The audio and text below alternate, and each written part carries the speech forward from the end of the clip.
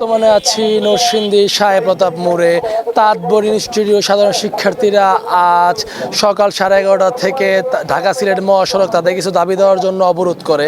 আসলে এই অবরোধের ফলে এই তীব্র যানজট ও জনভোগান্তি সৃষ্টি হয়েছে। তাঁতবর ইনস্টিটিউট সাধারণ শিক্ষার্থীদের দাবিগুলো কি বা কেন অবরোধ করেছে এই ব্যাপারে আমরা বিস্তারিত জানার চেষ্টা করব তাঁতবর ইনস্টিটিউট সাধারণ শিক্ষার্থীর মুখ থেকে। আমরা তার সাথে কথা বলবো, জানার চেষ্টা করি। জি, আপনাদের যে দাবি, এই দাবিগুলা কি, কেন আজকে ঢাকা সিলেট মহাসড়কটা অবরোধ করেছেন এবং এই কর্মসূচি করার পিছনে কারণটা কি? মেন কারণ হচ্ছে আমরা আসলে তাঁতবরের আন্ডারে ছিলাম নরসিংদী টেক্সটাইল ইঞ্জিনিয়ারিং কলেজ।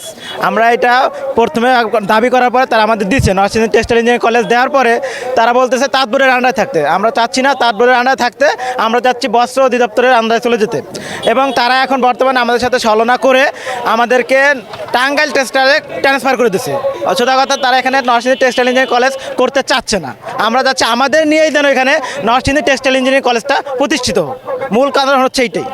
আচ্ছা, আপনাদের এই কর্মসূচি তো আজকে করলেন, তারপর যদি আমরা দাবি দেওয়া না মানা হয় তাহলে পরবর্তীতে আমরা কী রকম কর্মসূচি করবেন? পরবর্তীতে আমাদের কর্মসূচি হচ্ছে আমরা এভাবে চালিয়ে যাব যতক্ষণ না পর্যন্ত আমাদের দাবি মেনে নেওয়া না হবে। জি, আপনারা শুনতে পাচ্ছিলেন তাঁতবর ইনস্টিটিউটের সাধারণ শিক্ষার্থীর মুখ থেকে তারা কেন এই ঢাকা সিলেট মহাসড়কটা অবরোধ করেছে।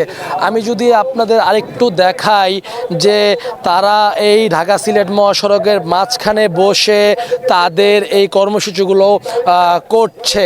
আমি যদি আরেকটু আপনাদের জানিয়ে রাখি, তাদের এই কর্মসূচি তারা আজকে থেকে নয়, বিগত 6 মাস ধরে তাদের এই কর্মসূচিগুলো তারা করছিল।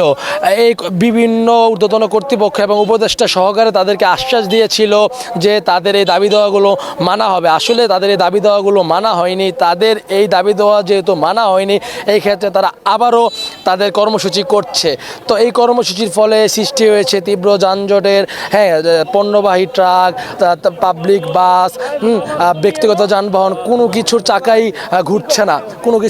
ঘুরছে না। তো এই ক্ষেত্রে সাধারণ মানুষ তাদের দৈনন্দিন কার্যক্রম করতে অনেকটাই ব্যাঘাত ঘটছে এবং জনভোগান্তি সৃষ্টি হচ্ছে। তো এই ছিল আমার কাছে নরসিংদী থেকে ঢাকা সিলেট মহাসড়ক অবরোধের সর্বশেষ। জাতীয় দৈনিক সরেজমিন বার্তা, সাইদুল হক প্রান্ত, নরসিংদী।